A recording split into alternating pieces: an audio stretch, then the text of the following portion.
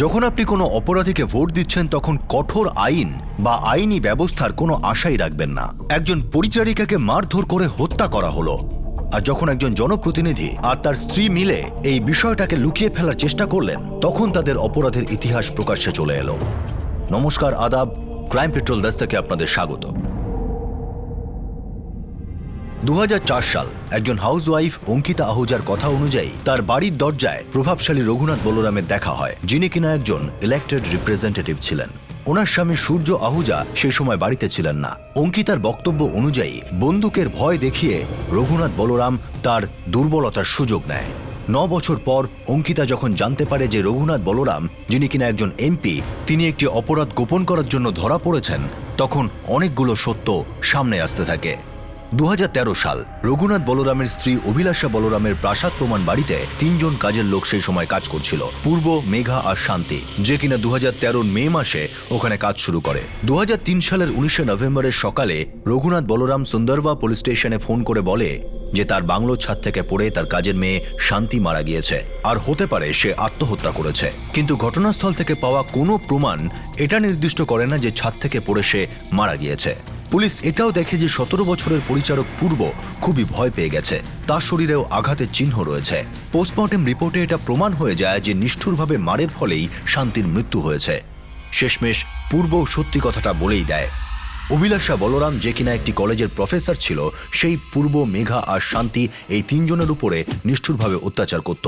বাংলোতে লাগানো সিসিটিভি ক্যামেরার মাধ্যমেও ওদের সব কাজের দিকে নজর রাখা হতো।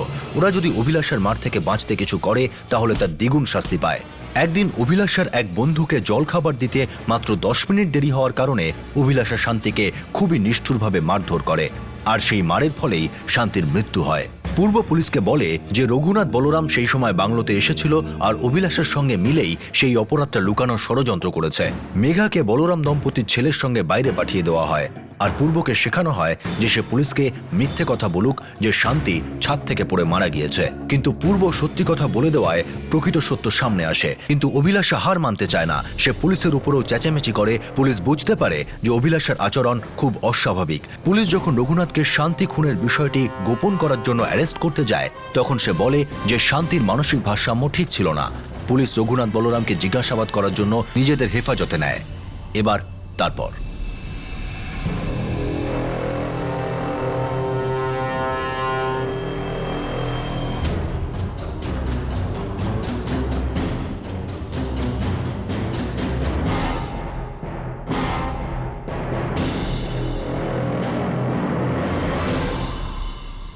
আমি খুব পরিষ্কারভাবে আপনাকে বলছি যে যা কিছু আমাদের বাড়িতে হয়েছে তার জন্য আমি দায়ী নই।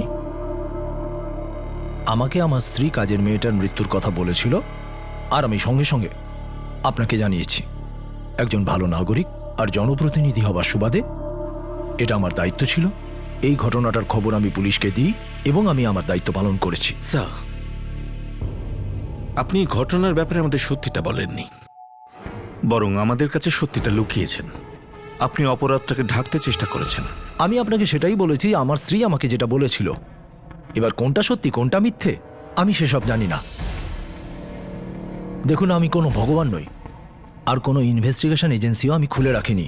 রঘুনাথ বাবু, আপনি যখন বাংলোয় পৌঁছন আপনি পুরোটা জানতেন। আপনি খুব ভালো করেই জানতেন যে আপনার স্ত্রী শান্তিকে খুব খারাপভাবে মেরেছে, এতটাই খারাপভাবে যে সে মারা গেছে। তখন আপনি এই খুনটাকে একটা দুর্ঘটনা বা আত্মহত্যা বলে প্রমাণ করবার চেষ্টা করলেন। মিথ্যে, এটা সম্পূর্ণ মিথ্যে। আসুন মিসেস অভিলাষা বলরাম, আপনি যেটা পুলিশকে বলেছেন সেটা একবার আপনার স্বামীকেও বলে দিন। আরে এ কি বলবে? এর জন্য আমি অনেকদিন ধরেই সমস্যার মধ্যে আছি। ওর মাথা গরম, কখন কি করে বসবে কেউ জানে না। ওর মানসিক অবস্থাটা ঠিক নেই, অ্যাবনর্মাল। আমার কথা বিশ্বাস না হলে আমার উকিলের সঙ্গে কথা বলতে পারেন। নিষ্ঠুরতা আর মানসিক অত্যাচারের ভিত্তিতে আমি কোর্টে এর বিরুদ্ধে বিচ্ছেদের মামলা ফাইল করেছি। মিথ্যে, মিথ্যে কথা এটা। ও জানতো যে শান্তি মারা গেছে। অ্যাকচুয়ালি স্যার, ওই শান্তি না কোনো কাজই ঠিক করে করতে পারতো না। ওর তো কোনো রকম টাইম জ্ঞানই ছিল না। আসলে কোনো কাজের লোকের এই বোধটাই থাকে না। ওদের বোঝাতে হয়, সোজা করতে হয়। আর যখন শান্তির ব্যাপারে আমি ওকে বললাম যে ও মারা গেছে, তখন ও আমাকে বলল যে আমরা পুলিশকে এটা বলবো যে ও ছাদ থেকে পড়ে মারা গেছে। কখন? বাজে কথা বলছে। আচ্ছা, আমি বাজে কথা বলছি? তাহলে আপনি জিজ্ঞেস করুন ওকে, মেঘাকে কোথায় পাঠিয়েছে ও, জিজ্ঞেস করুন। স্যার, মেঘা কোথায়? আমি জানি না। রঘুনাথ বাবু, আপনাদের চাকরের বয়ান রয়েছে আমাদের কাছে, আমরা এফআইআরও করেছি। ভালো হয় যদি আপনি বলে দেন মেঘা কোথায়, নয়তো আমাকে আপনার বিরুদ্ধে কিডন্যাপিং এর চার্জ লাগাতে হবে।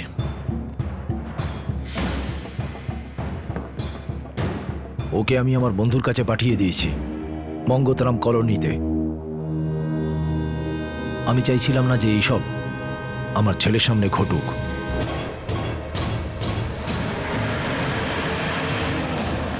আমি তো এই ব্যাপারে কিছুই জানতাম না। রঘুনাথ বাবু মেঘা আর ওনার ছেলেকে এখানে পাঠিয়েছিল আর আমাকে বলেছিল ওদের কিছুদিন দেখাশোনা করতে। আমি আজকেই পেপারে এই খবরটা পড়লাম। আপনার পুলিশে খবর দেওয়া উচিত ছিল।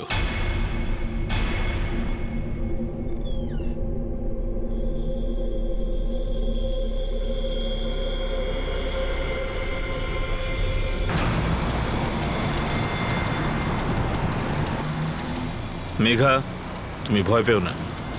অভিলাষ আর রঘুনাথ আমাদের হেফাজতে, ওরা তোমার আর কোনো ক্ষতি করতে পারবে না। স্যার, স্যার,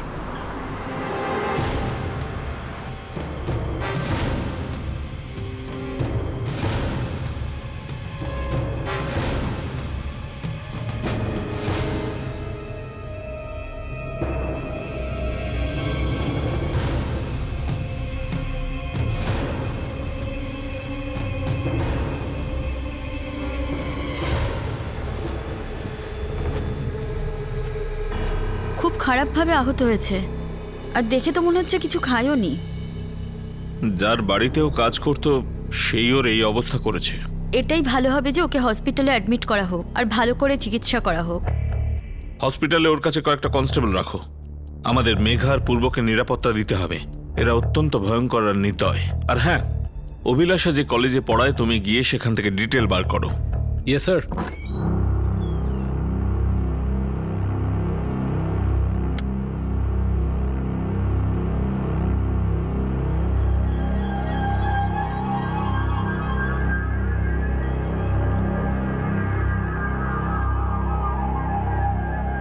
এটা কি স্যার?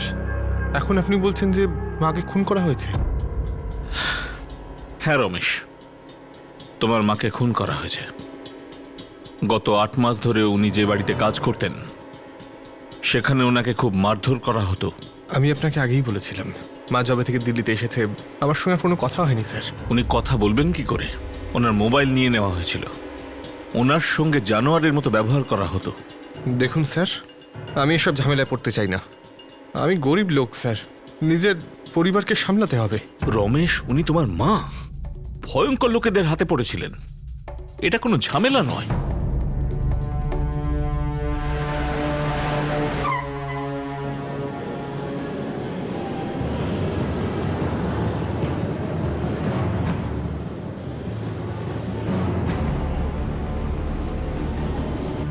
মিসেস অভিলাষা বলরাম গত 2 বছর ধরে আমাদের এখানে কাজ করছেন, আর মাত্র 2 মাস আগেই আমরা ওনাকে পার্মানেন্ট স্টাফ করেছি।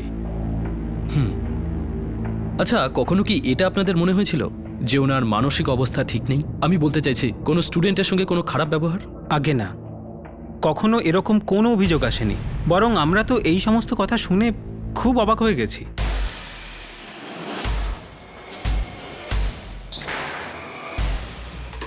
নমস্কার। কি ব্যাপার কি উকিল বাবু? বসুন। দেখুন, যেভাবেই হোক আমাকে এই ঝামেলা থেকে বের করুন। স্যার, কাল পুলিশ আপনাকে কোর্টে পেশ করবে, ততক্ষণ কোনো না কোনো রাস্তাটা খুঁজে বের করবই। ওই মহিলা আমাকে ঝামেলায় ফেলে দিল। একটু ধৈর্য ধরুন। আমার বিশ্বাস যে যখন এই পেপারগুলো কোর্টে পেশ করব, কোর্ট নিশ্চয়ই আপনার কথাটা ভেবে দেখবে।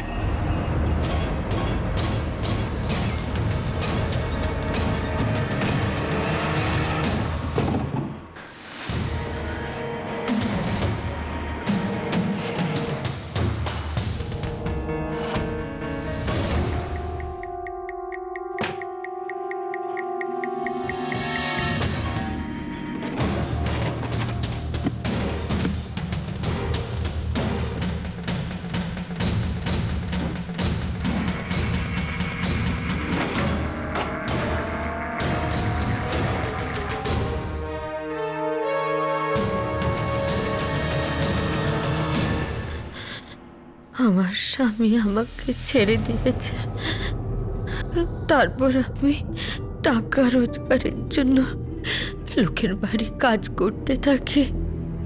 একটা এজেন্সি আমাকে এখানে কাজ করতে পাঠায়। আমি জানতাম না যে আমাকে এরকম একটা নরকে থাকতে হবে। মেঘা, তুমি ভয় পেও না, আমরা ওদের নিশ্চয়ই শাস্তি দেব। ওদের বিরুদ্ধে মামলা করবার জন্য তোমার বয়ান দরকার। যা কিছু তোমার সঙ্গে হয়েছে সেসব আমাদের বলো।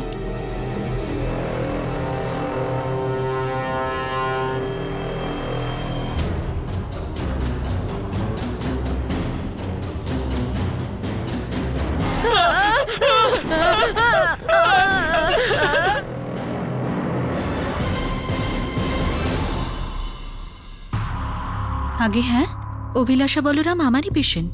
কতদিন? প্রায় 1 বছর হতে চলল। ওনার রোগটা কি? অ্যাঙ্গার ম্যানেজমেন্ট আর অ্যাগ্রেসিভ বিহেভিয়ার, এই দুটো প্রবলেম। এতে পেশেন্টের মস্তিষ্কে রাগ এমনভাবে দানা বাঁধে যাতে পেশেন্ট কন্ট্রোল হারিয়ে ফেলে, আর এই অবস্থায় সে সবকিছু করতে পারে। এর মানে ও ভায়োলেন্টও হতে পারে? হ্যাঁ, নিশ্চয়ই। আমি কি ওনার ট্রিটমেন্টের পেপারস দেখতে পারি? আগে হ্যাঁ, এমনিতে যা কিছু হয়েছে সে বিষয়ে আমি নিউজ পেপারে পড়েছি। আমি তো এটাও জানতাম যে ওনার স্বামী অভিলাষার বিরুদ্ধে ডিভোর্স ফাইল করেছে, আর কারণ এটাই বলেছে, অভিলাষার অ্যাবনর্মাল বিহেভিয়ার আর কাজের লোকের সঙ্গে মারপিট করা। আর হ্যাঁ, যাতে এক কাজের লোকের মৃত্যুর কথা বলা আছে ওনার আরেকটা বাড়িতে।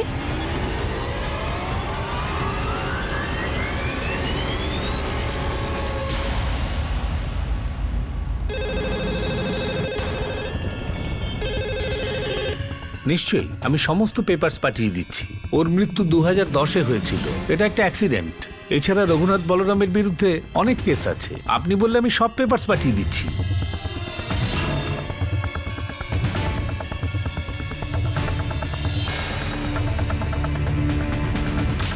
মানে পূর্বর এখন 17 বছর বয়স। হ্যাঁ স্যার। অসীম, কাল আমাদের পূর্বকে কোর্টে পেশ করতে হবে। তারপর আমি চাই যে তুমি ওকে নিয়ে বাড়িতে ফিরে যাও। স্যার, আমি এখানে এসেছিলাম কারণ আপনি ও স্কুলের সার্টিফিকেটটা চেয়ে পাঠিয়েছিলেন। আমি খুব গরিব মানুষ স্যার, অনেক কষ্টের দিন চলে আমার। অসীম, পূর্ব তোমার ছোট ভাই। আমি জানি স্যার, কিন্তু আমার অবস্থা এতটাই খারাপ যে আমি শুধু এটুকুই বলতে পারি যে আমি চেষ্টা করতে পারি।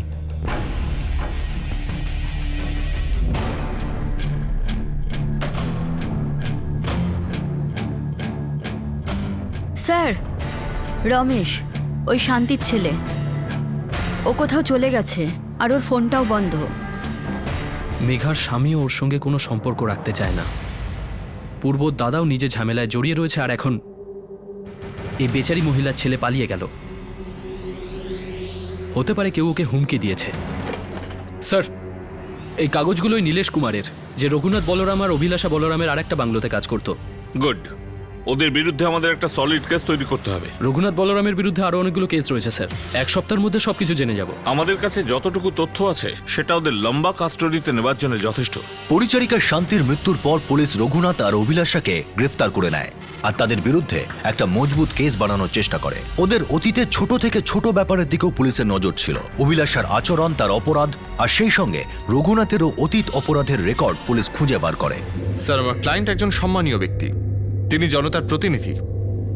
উনি সব সময় সম্পূর্ণভাবে আইন মেনে চলেন, আর তাই যেই ওনার স্ত্রী ওনাকে ওনাদের বাড়িতে হওয়া পরিচারিকার মৃত্যুর খবরটি দেন, উনি সঙ্গে সঙ্গে পুলিশকে রিপোর্ট করেন। আমার ক্লায়েন্ট তো এটাও জানতেন না যে এই অপরাধটা ওনার স্ত্রী করেছেন।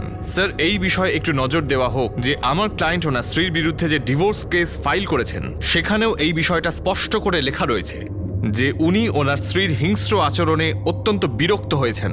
ইনফ্যাক্ট উনি বেশ কয়েকবার ওনার স্ত্রীকে বাড়ির কাজের লোকেদের সঙ্গে এরকম ব্যবহার করা নিয়ে বকাবকিও করেছেন। স্যার, আমার ক্লায়েন্টের সঙ্গে এই অপরাধের কোনো সম্পর্ক নেই, আর ওনার কোনো রকম অসৎ উদ্দেশ্যও ছিল না। তাই আমি আদালতের কাছে আবেদন করছি যে আমার ক্লায়েন্টকে জামিন দেওয়া হোক। স্যার, রঘুনাথ আর অভিলাষা বলরামের বাড়িতে কাজ করা এই 3 জন লোক, মেঘা কর, শান্তি আর পূর্ব, এই 3 জনের সঙ্গে জানোয়ারের থেকেও খারাপ ব্যবহার করা হয়েছে। আর এই সব কিছুই মেঘা আর পূর্ব নিজেদের বয়ানে বলেছে। স্যার, এটা একেবারেই অসম্ভব যে মিস্টার রঘুনাথ বলরাম এই ঘটনাটা সম্পর্কে কিছুই জানতেন না। যদি ইনি জনতার প্রতিনিধি হন এবং আইনকে সাহায্য করতে চাইতেন, তবে এই ঘটনাটার ব্যাপারে ওনার অনেক আগেই পুলিশকে জানিয়ে দেওয়া উচিত ছিল। আর যেখানে উনি এটা দাবি করছেন যে ইনি নিজের স্ত্রীর অত্যাচারের বিষয়ে কিছুই জানতেন না, তাহলে এই হলো কল রেকর্ডস। এর থেকে পরিষ্কার বোঝা যাচ্ছে যে 19 নভেম্বর 2013 সকালে উনি ওই বাংলোতেই ছিলেন যেখানে এই ঘটনাটা ঘটেছে। তো স্যার, এটা পরিষ্কার যে এই ঘটনার ব্যাপারে ইনি আগেই জেনে গেছিলেন। তাহলে ওনার কথা মিথ্যে প্রমাণিত হলো যে এই ঘটনার খবর ফোনে পেয়েছিলেন। এটা ছাড়াও ইনি কোর্টে ডিভোর্স পিটিশন ফাইল করেছেন। এর থেকে পরিষ্কার বোঝা যায় যে ইনি এনার স্ত্রীর অদ্ভুত এবং হিংস্র প্রকৃতির ব্যাপারে আগে থেকেই জানতেন। আর এমনকি নীলু, মানে ওই বাড়িতে কাজ করা চাকর নীলেশ, যার মৃত্যু ঘটেছিল, তার অটোপসিও বার করা হয়নি। ওনার দাবি হলো যে এই ঘটনার পেছনেও ওনার স্ত্রীরই হাত ছিল। আমাদের কাছে সমস্ত প্রমাণ আছে যে এই সমস্ত ঘটনার ব্যাপারে উনি আগে থেকে জানতেন, কিন্তু উনি নিজের স্ত্রীকে বাঁচাচ্ছিলেন। আর স্যার, এটাও হতে পারে যে রঘুনাথ বলরাম নিজের ক্ষমতার অপব্যবহার করে সাক্ষীদের ওপর চাপ সৃষ্টি করার চেষ্টা করবেন। আমার কোর্টের কাছে বিনীত অনুরোধ, এই সমস্ত কথাগুলোকে মাথায় রেখে রঘুনাথ বলরামের পুলিশ রিমান্ড বাড়ানো হোক। এই কোর্ট রঘুনাথ বলরাম আর অভিলাষা বলরামের জামিনের আর্জি নামঞ্জুর করছে আর এদের 14 দিনের জন্য হেফাজতে নেবার আদেশ দিচ্ছে।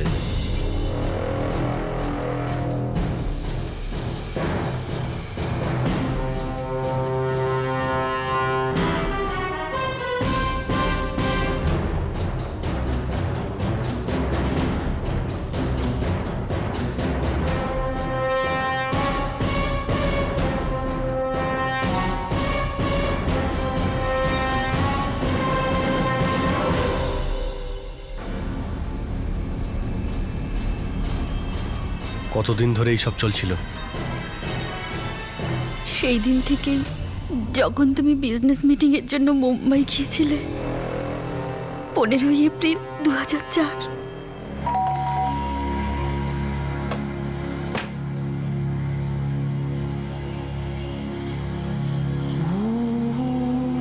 তারপর থেকে ও 2-3 দিন বাদে বাদে বাড়ি চলে আসতো।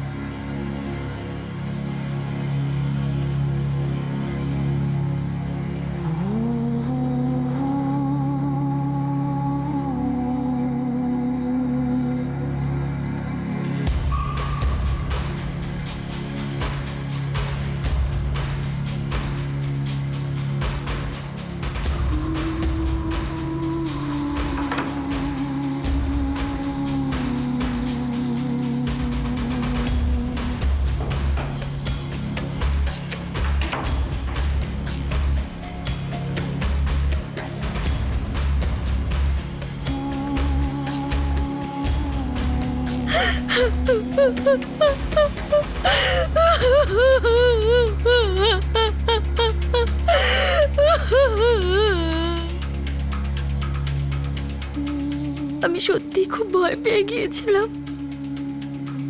আমার সবসময় এটাই ভয় করত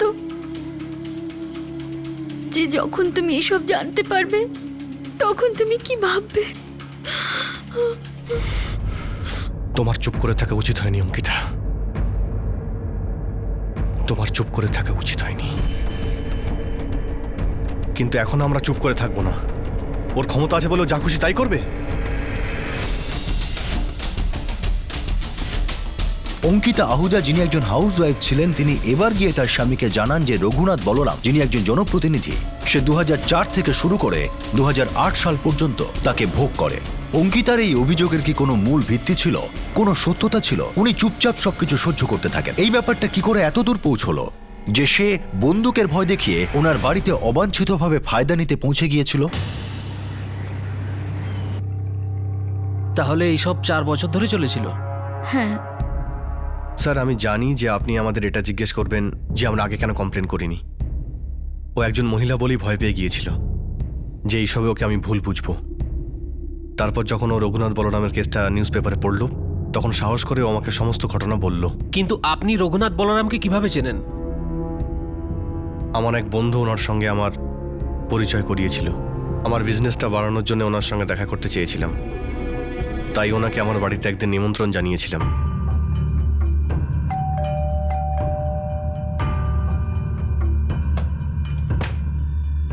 আরে রঘুনাথ বাবু, নমস্কার। নমস্কার। আসুন স্যার।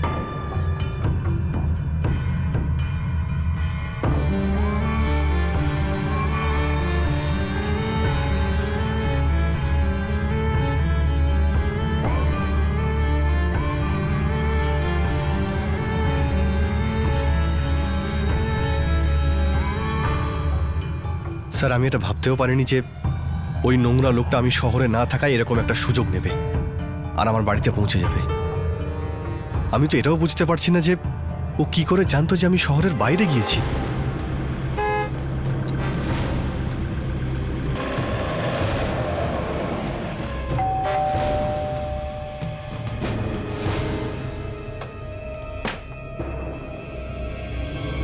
নমস্কার অঙ্কিতা দেবী। আগে নমস্কার। আমি তো এটা প্রথমে বুঝতেই পারিনি যে কেন সূর্যর অনুপস্থিতিতে বাড়িতে এসেছিলেন। তারপর উনি আমাকে চা করতে বললেন, আর আর যখন আমি চা করে আনলাম তখন আহা, ভীষণ ভালো চা। আপনার তো রান্নারও কোনো জবাব নেই আর চায়েরও কোনো জবাব নেই। ধন্যবাদ।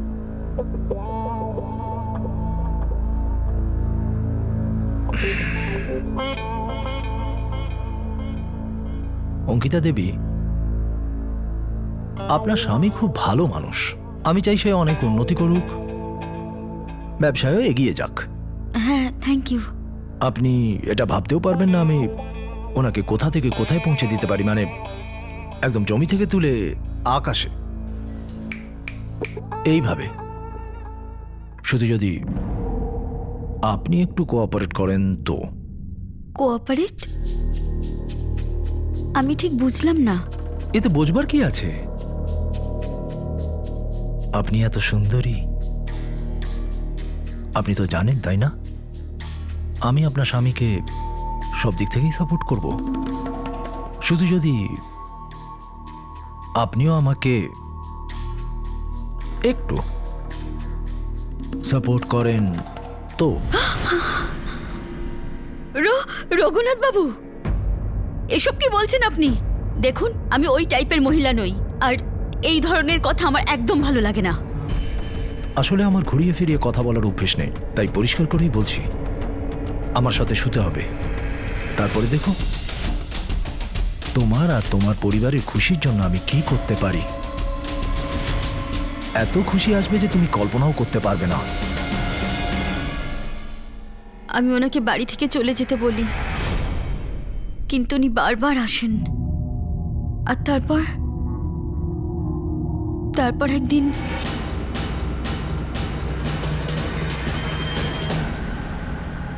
উনি বারবার বাড়িতে আসতেন আর বন্দুকের ভয় দেখিয়ে আমার সঙ্গে জোর জবরদস্তি করতেন। প্রতিবারই আমাকে ব্ল্যাকমেল করতেন যে আমি যদি কাউকে এই বিষয়ে বলি তবে উনি আমার স্বামী আর ছেলেকে মেরে ফেলবেন। তাই আমি আমার স্বামীকে কখনোই এই ব্যাপারে কিছুই বলিনি। আর যখন নিউজ পেপারে এই খবরটা পড়লাম তখন অনেক কষ্টে মনে সাহস জোগাড় করে সব কিছুই আমার স্বামীকে বললাম। এটা 2004 সাল থেকে 2008 সালের মধ্যে হয়েছে, তার মানে 5 বছর আগে। তাই মেডিকেলি কোনোভাবেই প্রমাণ করা যাবে না। আমাকে সিনিয়রের সঙ্গে কথা বলতে হবে।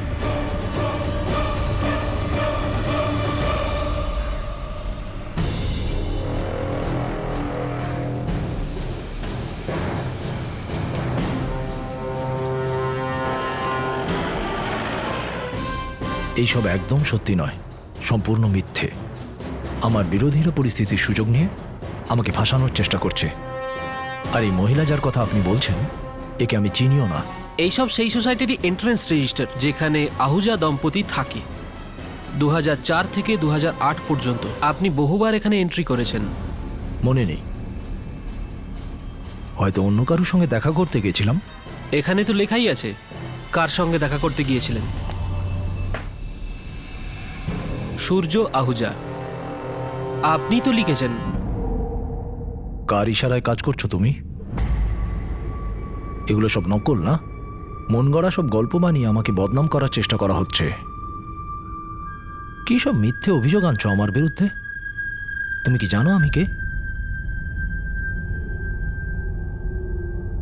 আমি একজন এমপি, আর তুমি একজন মেম্বার অফ পার্লামেন্টকে বিরক্ত করছো। খুব পস্তাবে তুমি। আমি প্রতিবেশীদের কাছে খবর নিয়েছি। আহুজা দম্পতিদের কথা সত্যি মনে হচ্ছে। এদের কোনো কারণই থাকতে পারে না রঘুনাথ বাবুর বিরুদ্ধে মিথ্যে অভিযোগ করার। স্যার, আমার তো মনে হচ্ছে খবরের কাগজে বেরোনো রিপোর্টটা পড়ার পর ওর বিরুদ্ধে কথা বলার সাহস হয়েছে এদের। ঠিক আছে, এফআইআর ফাইল করে দাও। স্যার, একজন পরিচারিকার মৃত্যুর জন্য অভিলাষা বলরাম আর রঘুনাথ বলরামকে অ্যারেস্ট করা হয়েছিল। এই কেসটা সামনে আসাতে রঘুনাথ বলরামের আরও একটা বড় অপরাধ প্রকাশ্যে আসে, যেটা সে 5 বছর আগে ক্রমাগত 4 বছর ধরে করেছে। কিন্তু ওর অপরাধের ইতিহাস কি শুধুমাত্র এইটুকুই? এই জনপ্রতিনিধির বিরুদ্ধে কি আরও কোনো নির্মম অপরাধ প্রকাশ্যে আসা বাকি আছে? Welcome to Bitten World. How may I assist you? নতুন ফ্ল্যাটের জন্য একটা স্ট্যান্ড ফ্যান আর কুলার নেব। এই পচা গরম থেকে একটু স্বস্তি চাই। বাজার চলতে সব ব্র্যান্ড আর ভরসাযোগ্য নয়। তার জন্য তো আমাদের ফ্যান আছে, all purpose bullet table fan, ceiling fan. আমাদের সিলিং ফ্যান কিন্তু 30 মাসের ওয়ারেন্টি সহ পাওয়া যায়। আছে ফারাটা 2 বছরের ওয়ারেন্টি, 17 থেকে 20 মিটার এয়ার ফ্লো। মধ্যবিত্তের সাধ্যের মধ্যে একমাত্র ভরসাযোগ্য ব্র্যান্ড বিটেন। আমাদের কুলারের কিন্তু অনেক range, 45 litres, 50 litres, 70 litres, 90 litres, 110 litres. Honeycomb সহযোগে বিটেনের সব কুলারের ওয়ারেন্টি 1 বছর। চেনা হাওয়ায় অচেনা অনুভূতির জন্য একমাত্র আদর্শ বিটেন। গরমে স্বস্তি পেতে বিটেনের ফ্যান হোক বা কুলার, আজই আনুন বাড়িতে। Beaten, digitally yours.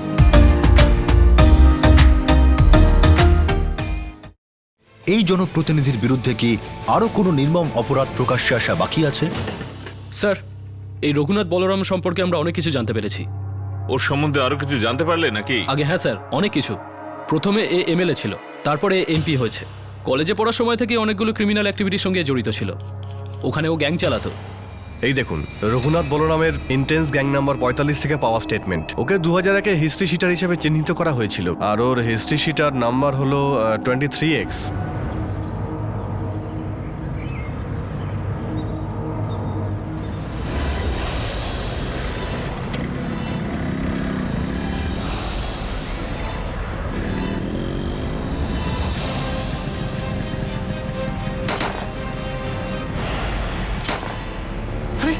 Sir sir, কি হলো? কি হয়েছে স্যার? কি হলো?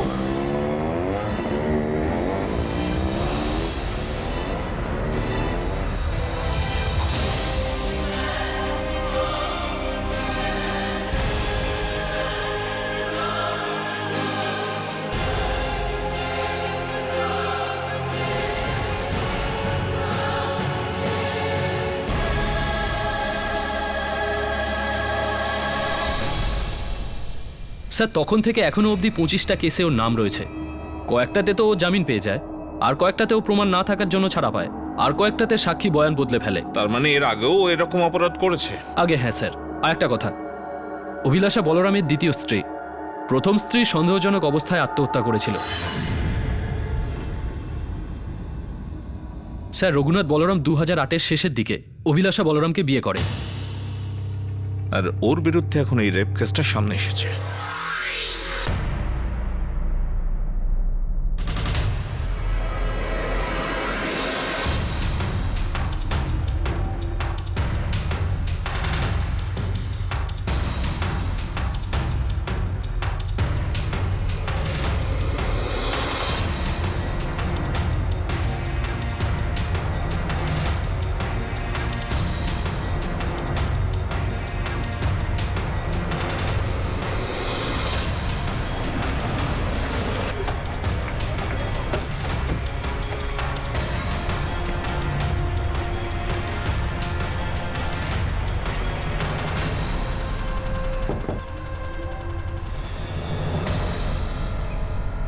আগে রমেশ মণ্ডল, উনি তো ভেতরে।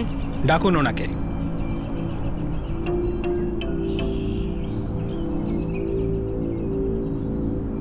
তুমি ওখান থেকে তোমার মায়ের লাশ না নিয়েই চলে এলে? আমি কি করতাম স্যার, উনি প্রথমে ফোনে বললেন আমার মায়ের একটা দুর্ঘটনা হয়েছে, তারপর আমি ওখানে গিয়ে শুনলাম যে আমার মাকে খুন করা হয়েছে। দেখুন স্যার, আমি এইসব ঝামেলার মধ্যে পড়তে চাই না। আর তাছাড়াও গত 8 মাস ধরে আমার সঙ্গে মায়ের কোনো যোগাযোগই ছিল না স্যার। তোমাকে একবার এক্ষুনি রিপোর্ট করতে হবে। তোমার মায়ের লাশ এখনো মর্গে পড়ে আছে। দেখুন স্যার, এরকম করবেন না, আমার পরিবার আছে এখানে, আমি গরিব লোক স্যার, একটু দয়া করুন। তোমাকে এক্ষুনি আমাদের সঙ্গে যেতে হবে।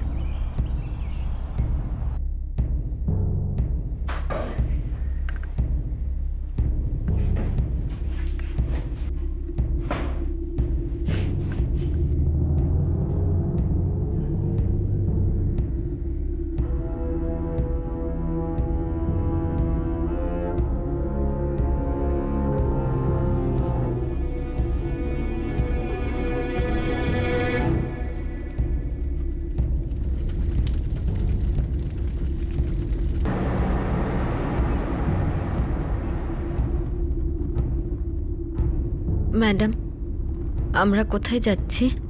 এমন একটা জায়গা যেখানে তোমাকে কেউ ভয় দেখাতে পারবে না।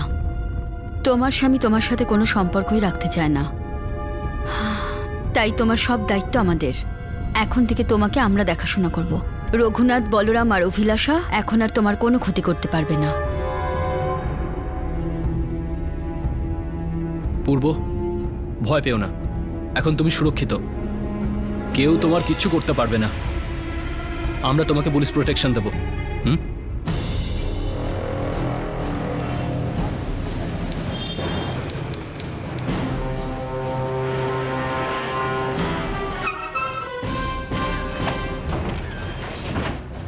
স্যার, আপনার বিরুদ্ধে যে অভিযোগ আনা হয়েছে সে বিষয়ে আপনি কি বলবেন? বিরোধীদের চক্রান্ত, ওরা এরকম কেন করবে? কারণ ওরা আমাকে ভয় পায় আর আমি সত্যের লড়াই লড়ি, আর আমার সাথে বহু সাধারণ মানুষের সমর্থন রয়েছে, তাই আমার বিরুদ্ধে মিথ্যে অভিযোগ আনা হয়েছে।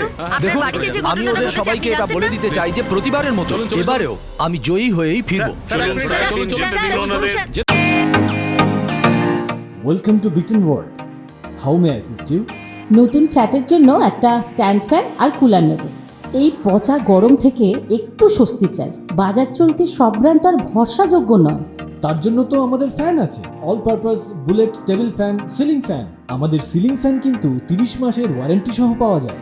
আছে ফারাটা 2 বছরের ওয়ারেন্টি, 17 থেকে 20 মিটার এয়ার ফ্লো। মধ্যবিত্তের সাধ্যের মধ্যে একমাত্র ভরসাযোগ্য ব্র্যান্ড বিটেন। আমাদের কুলারের কিন্তু অনেক range, 45 litres, 50 litres, 70 litres, 90 litres, 110 litres. Honeycomb সহযোগে বিটেনের সব কুলারের ওয়ারেন্টি 1 বছর। চেনা হাওয়ায় অচেনা অনুভূতির জন্য একমাত্র আদর্শ বিটেন। গরমে স্বস্তি পেতে বিটেনের ফ্যান হোক বা কুলার, আজই আনুন বাড়িতে। Beaten, digitally yours. আর আমার সাথে বহু সাধারণ মানুষের সমর্থন রয়েছে, তাই আমার বিরুদ্ধে মিথ্যে অভিযোগ আনা হয়েছে। দেখুন, আমি ওদের সবাইকে এটা বলে দিতে চাই যে প্রতিবারের মতো এবারেও আমি জয়ী হয়েই ফিরব।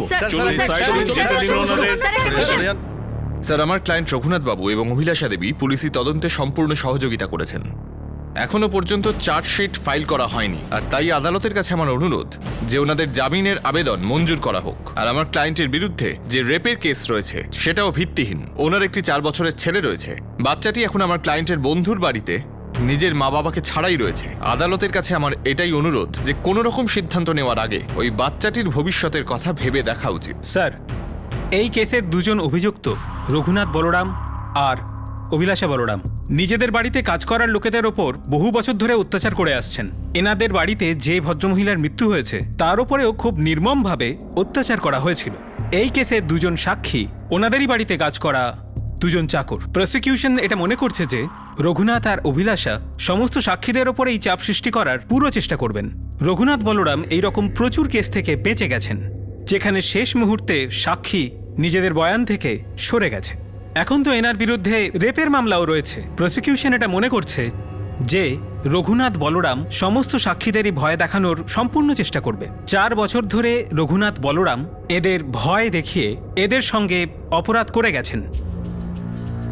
এই কোর্ট অভিলাষা বলরামকে ওনার হিংসাত্মক ব্যবহারের হিস্ট্রির জন্য ওনার বেল অ্যাপ্লিকেশন খারিজ করলো, আর জুডিশিয়াল কাস্টাডিতে রেখে ওনার চিকিৎসা করানোর আদেশ দিচ্ছে। আর ওনাদের 4 বছরের বাচ্চার কথা মাথায় রেখে এই কোর্ট রঘুনাথ বলরামকে নিজের স্ত্রীর অপরাধ আড়াল করার কেসে বেল অ্যাপ্লিকেশন মঞ্জুর করলো, কিন্তু রেপ কেসে মিস্টার রঘুনাথ বলরামের বেল অ্যাপ্লিকেশন নামঞ্জুর করা হচ্ছে আর ওনাকে জুডিশিয়াল কাস্টাডিতে পাঠানো হচ্ছে।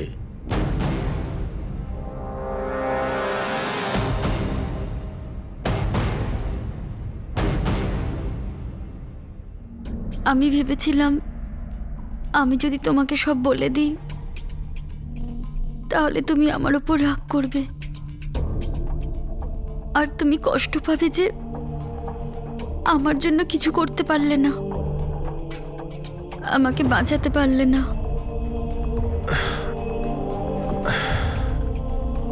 অঙ্কিত, এটা আমি জানি না যে আমি কি করতাম, কিন্তু আমার নিজের উপরে খুব রাগ হতো। হয়তো এর বদলাও আমি নিতে চাইতাম।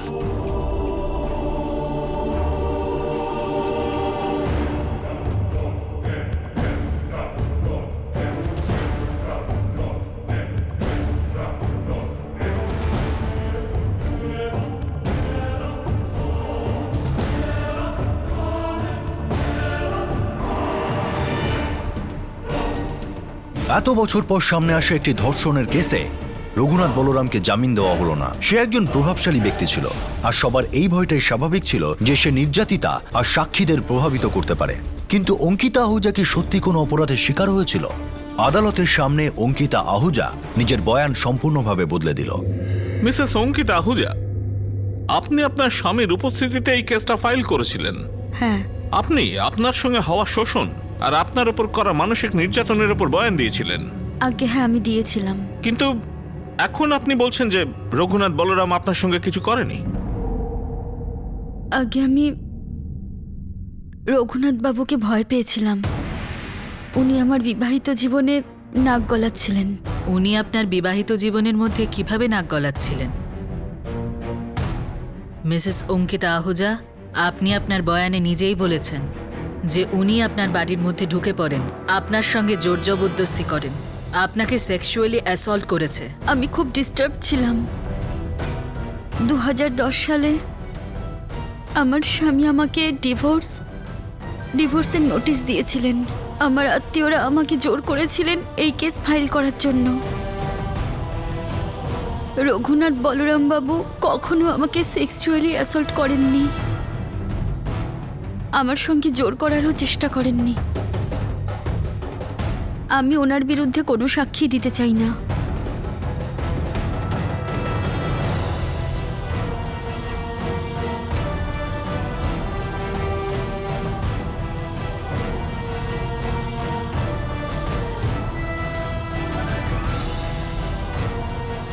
পুলিশ অভিলাষা বলরাম আর রঘুনাথ বলরামের বিরুদ্ধে চার্জশিট ফাইল করে।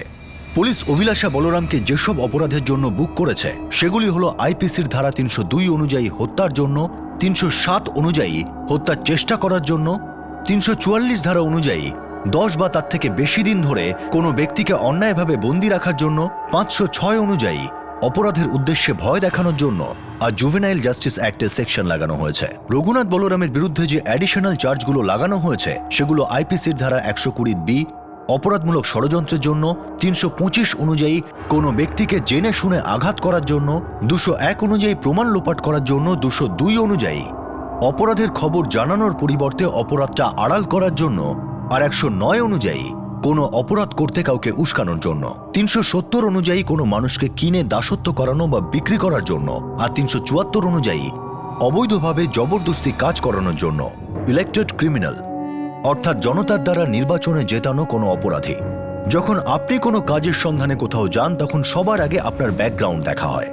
কিন্তু আশ্চর্যের বিষয় হলো যে যেই মানুষগুলো কোনো রাজ্যের রাজত্ব করবে বা ভবিষ্যতে দেশ চালাবে তারা ক্রিমিনাল হলেও তাদের নির্বাচনে দাঁড়ানো বা ভোটে জেতার মধ্যে কিছু এসে যায় না। যাদের বিরুদ্ধে অপরাধের একটা লম্বা লিস্ট আছে, যারা হিস্ট্রি শিটার্স, তারাও জনপ্রতিনিধি হতে পারে। এমনকি একজন নির্বাচিত নেতা যার বিরুদ্ধে আদালতে মামলা চলছে তিনিও খুব সহজেই জামিন পেয়ে যান। আর এত কিছুর পরেও তারা টেলিভিশনে সম্পূর্ণ সুযোগ পেয়ে যান নিজেদের সাফাই দেওয়ার জন্য, সুশাসনের কথা বলার জন্য, সুশাসনের দাবি করার জন্য, আর তারপর ভোট প্রচারে অংশগ্রহণ করেন। একথা সত্যি যে যতক্ষণ অপরাধ প্রমাণ না হচ্ছে মানুষকে নির্দোষ ধরে নেওয়া হয়, কিন্তু সাক্ষীদের ভয় দেখানো, ধমকানো, জোর জবরদস্তি, গুন্ডাগিরি এসবের কি নির্বাচনের স্থান হওয়া উচিত? আর সবচেয়ে অদ্ভুত বিষয় হলো যে এমন অপরাধী যাদের বিরুদ্ধে আদালতে মামলা চলছে যখন নির্বাচনে দাঁড়ান তখন জিতেও যান। অর্থাৎ সাধারণ মানুষই তাদের ভোট দেয় আর জিতিয়ে দেয়। নিজের মনোনয়ন পেশ করার সময় এটা দরকারি যে সব প্রার্থী নিজের বিরুদ্ধে চলা সমস্ত কোর্ট কেসগুলো ঘোষণা করুক। প্রত্যেক প্রার্থীর বিষয়ে সমস্ত তথ্য আলাদা আলাদা ওয়েবসাইটে আছে, কিন্তু সেগুলো কি যথেষ্ট? এটা কি ঠিক হবে না যে ইলেকশন কমিশন প্রার্থীদের সঙ্গে সম্পর্কিত সমস্ত তথ্য তাদের কনস্টিটিউয়েন্সির পোলিং বুথগুলোর বাইরে লাগাবে? কিন্তু তবুও কি এই সব তথ্য যথেষ্ট হবে এই ধরনের অপরাধী প্রার্থীদের দেশের রাজনীতি থেকে দূরে রাখার জন্য? রঘুনাথ বলরাম একজন কুখ্যাত অপরাধী, এমএলএ নির্বাচিত হয়েছেন আর 2 বারের জন্য এমপিও হয়েছেন। সাধারণ মানুষ নিজেরাই তাকে নির্বাচিত করেছে। আমাদের সত্যি এই বিষয়টা ভাবতে হবে যে যখন কোনো অপরাধী দেশের বা জনতার প্রতিনিধি হিসেবে নির্বাচিত হয় তখন সেই দেশের ভবিষ্যৎ কি হবে। আপনাদের সাথে আবার দেখা হবে ক্রাইম পেট্রোল দাস থেকে আরও একটা নতুন কেস নিয়ে। ততক্ষণ নিজের খেয়াল রাখবেন, সুরক্ষিত থাকবেন, আর মনে রাখবেন আপনি যেই প্রার্থীকেই ভোট দিতে চাইছেন না কেন তার সম্পর্কে সব তথ্য অবশ্যই জোগাড় করবেন। জয় হিন্দ।